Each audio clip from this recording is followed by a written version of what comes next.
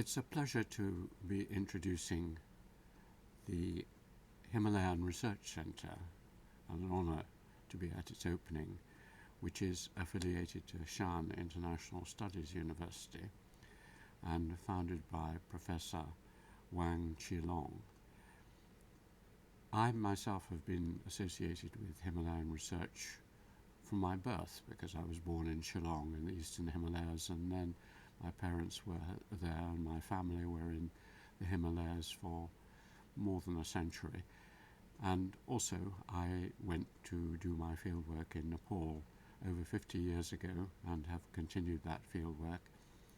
And then later I set up the Digital Himalaya project, and I was supervised by one of the great Himalayanists, the anthropologist Christoph von Führer-Heimendorf. So with that and my work on the Nagas on the Burmese border, I have a great attachment to the area, and I know how very important it is. It's important in terms of its ecology. It's the centre of many great rivers and threatened in many ways at the moment, and we need to understand what is happening there. It's important in terms of its religions. It is the intersection of three of the world's great religions: Buddhism, Islam and Hinduism. It's important politically because a number of great powers, particularly India and China, have borders in this area. It's important ethnically because you have many of the most interesting ethnic minorities living in various altitudes in the Himalayas, one or two of which I've studied also in China since my visits to China. And it's important linguistically, socially, in every different respect. So we really need to understand it.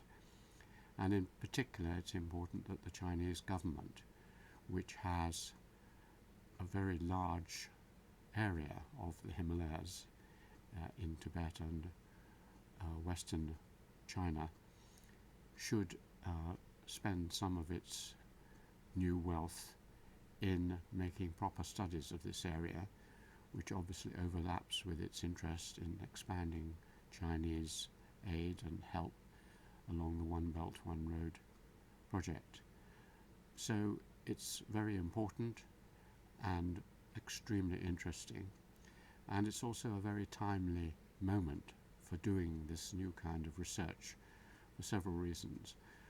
One of them is that this area, which before was divided into separate nation states or civilizations, and it was very difficult to get a total grasp in the last 100 years or so of the Himalayas because of the strong borders.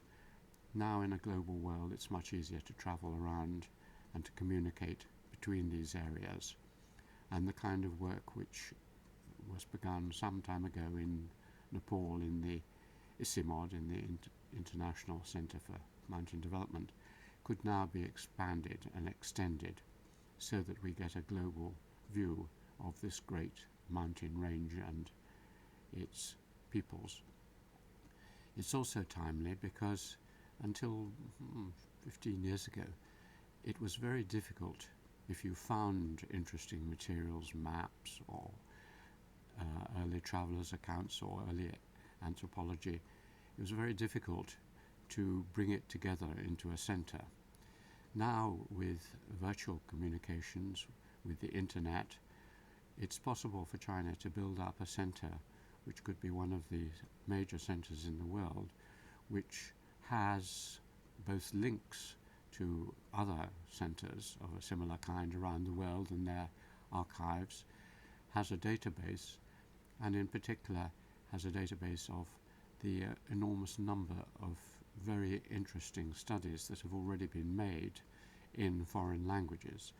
Much of the knowledge of the Himalayas, I should think 75% of what we know about the Himalayas, as well as the collections of artifacts and other things from there and manuscripts, are in Western collections. There are huge collections, for example, in Cambridge in our Museum of Archaeology and Anthropology or in the Cambridge University Library, vast collections which should be accessible to people in China and to people around the world. China now has the knowledge, the interest, and the wealth to help the world gain a deeper understanding of this pivotal area. And so I wish this centre all success and hope that it will contribute, as it could do now in the next generation, to a deeper understanding between nations, civilizations and peoples. Thank you very much.